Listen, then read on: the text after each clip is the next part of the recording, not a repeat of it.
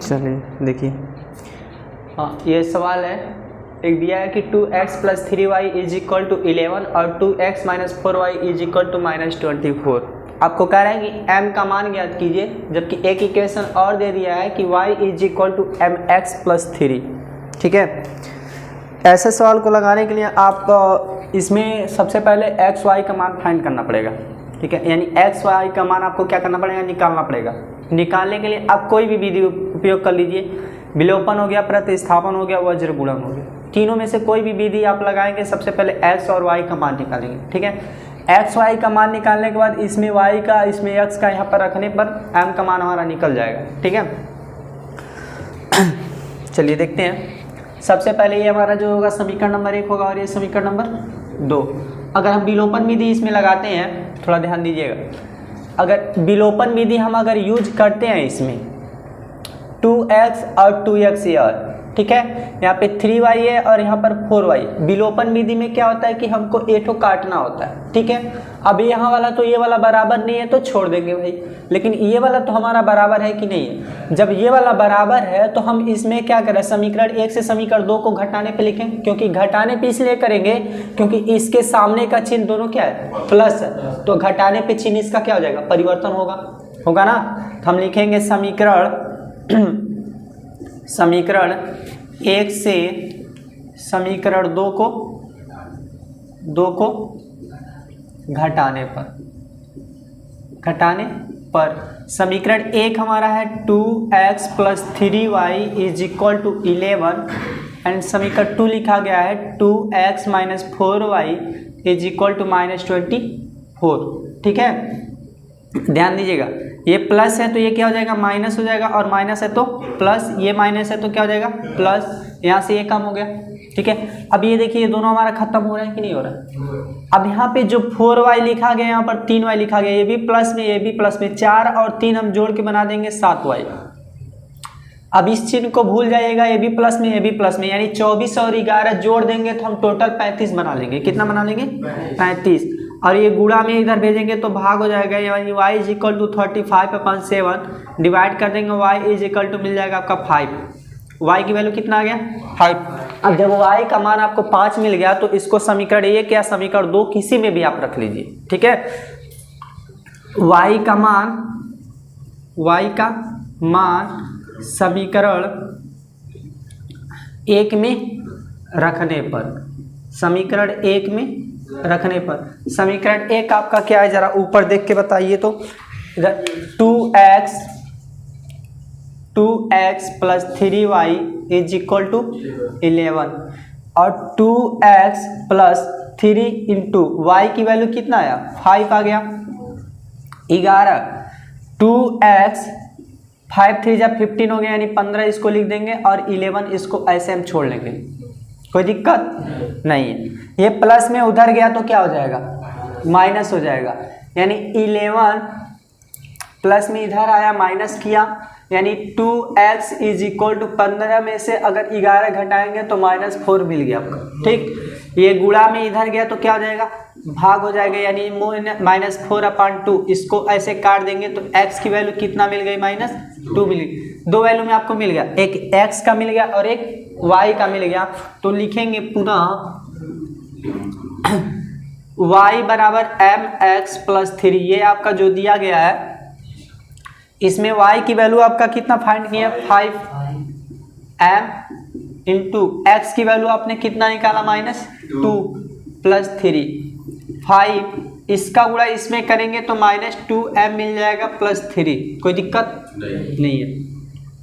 और ये देखिए 5 -2m + 3, ये प्लस में इधर भेजेंगे तो क्या हो जाएगा, माइनस हो जाएगा, यानी हम इसको सीधा करके भी लिखेंगे 5 - 3 -2m और 5 में से 3 का कितना बच गया, 2, ये पूरा चीज इधर गुणा में है, इधर भेजेंगे तो क्या हो जाएगा, भाग, यानी 2/2 माइनस, ये कट गया तो m की वैल्यू कितना आ गया, -1। मतलब इस सवाल कोई बहुत बड़ा था नहीं, सवाल बड़ा कोई नहीं था। ठीक है, लेकिन सवाल को आप लोग एक अलग नजरिए से देखिए। ठीक है, ये नहीं कि मतलब उसको आप जब घबरा के देखेंगे तो सवाल नहीं लग पाएगा। ठीक है, लेकिन आप थोड़ा आराम से देखिए, आराम से लगाने में कोई दिक्कत नहीं, कहीं आपको फंसने की चांस नहीं है इसमें। ठीक है, बशर्ते आप थोड़ा आराम से देखिए सवाल। पहली संख्या x एंड दूसरी संख्या y मान लिया जाए, ठीक। दो संख्याओं का अंतर 26 बोला भैया, दो संख्याओं का अंतर कितना बोला 26। तो फर्स्ट कंडीशन के हिसाब से यानी जो प्रथम शर्त इसमें लगा रहा है, जो प्रथम शर्त इसमें कह रहा है कि दो संख्याओं का अंतर यानी इन्हीं दोनों का अंतर, अंतर माने क्या होता है कोई बताएगा भाई? घटाना। क्या होता है? x minus Y is equal to आपका दिया है 26, यानी पहली संख्या और दूसरी संख्या का अंतर कितना है 26 है। सेकेंड कंडीशन बोल रहा है कि एक संख्या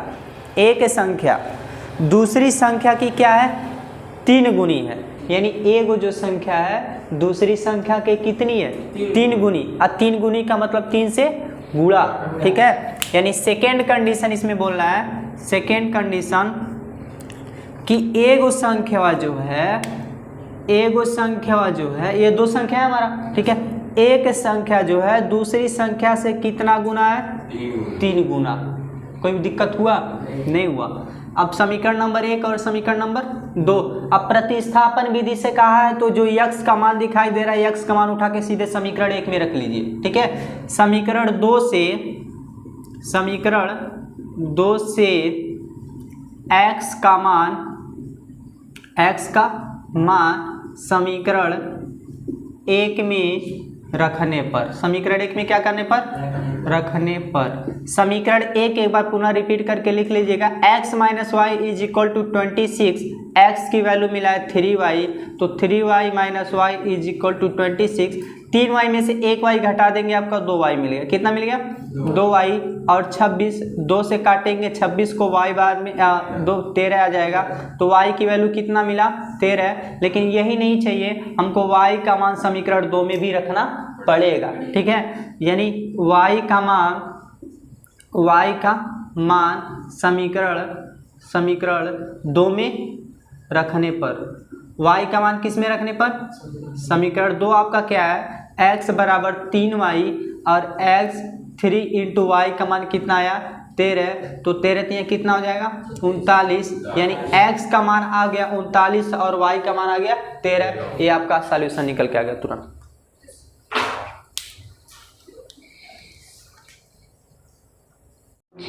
बता जाए, कह रहा है कि दो संपूरक कोणों में जो बड़ा कोण है वह छोटे कोण से 18 डिग्री अधिक है, उन्हें ज्ञात कीजिए। संपूरक कोण की बात कर रहा है, ठीक है। देखिए इस सवाल किस तरह घुमा के इसमें पूछा जा रहा है, ठीक है। दो संपूरक कोण बोल दिया, लेकिन दोनों संपूरक कोणों का हमको बारे में पता नहीं है, लेकिन इसमें एक बात जरूर जाहिर किया है कि एक छोटा है और एक बड़ा, ठीक है। अब इसमें आपको ये समझना है कि संपूरक कोण होते क्या है। दो कोणों का योग अगर 180 अंश बन गया तो वह संपूरक कोण हो गया, ठीक है। दो कोणों का योग कितना होता है 180 अंश, तो कितना कहलाते हैं संपूरक कोण कहलाते हैं। यानी आपसे क्वेश्चन ये कहा गया कि दो ठो कोण है, ठीक है। मतलब ये तो कहा नहीं है कि उनका ये 180 है, लेकिन आपसे ये बात कह रहा है अंदर है, ठीक है, लेकिन उसको बाहर निकालने की कोशिश करिए। दो संपूरक कोणों का योग, दो संपूरक कोणों का योग, इसमें ये बात नहीं बोला है, बोला यह है कि दो संपूरक कोणों में बड़ा कोण छोटे कोण से 18 डिग्री अधिक है, उन्हें ज्ञात कीजिए, ठीक है। हम सबसे पहले क्या करेंगे, मानेंगे, माना छोटा कोण x डिग्री, ठीक है, बड़ा कोण y डिग्री। छोटा कोण बड़ा कोण हमको मिल गया, ठीक है। इसमें एक कंडीशन आप अपने पास से लगाएंगे, ये कंडीशन ये है भाई कि इन दोनों कोणों का योग जो होता है 180 होता है। इन दोनों कोणों का योग कितना होता है 180 होता है, 180 अंश। ये समीकरण नंबर 1 हमारा बनके तैयार हो गया। सेकेंड कंडीशन हम बुक के हिसाब से चलेंगे। सेकेंड कंडीशन क्या बोला उसको भी देख लीजिए।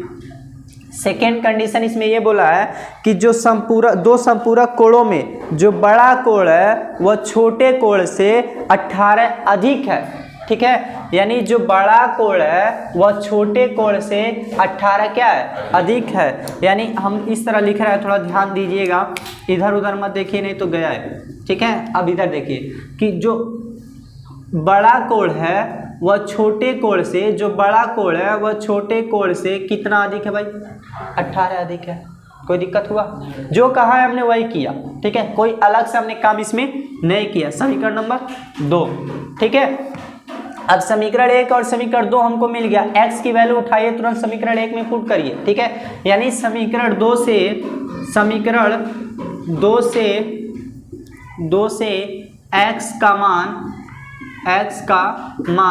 समीकरण 1 में रखने पर, समीकरण 2 से x का मान समीकरण 1 में रखने पर, समीकरण 2 हमारा ये है, उसको एक बार रिपीट करके हम यहाँ पे लिखेंगे। अब यहाँ पे जो x का मान आपने निकाला दिया गया है y + 18, ठीक है, y + 18। बैठ के बाजा बजा रहे हैं लोग, ये बाजा बजाने का टाइम है।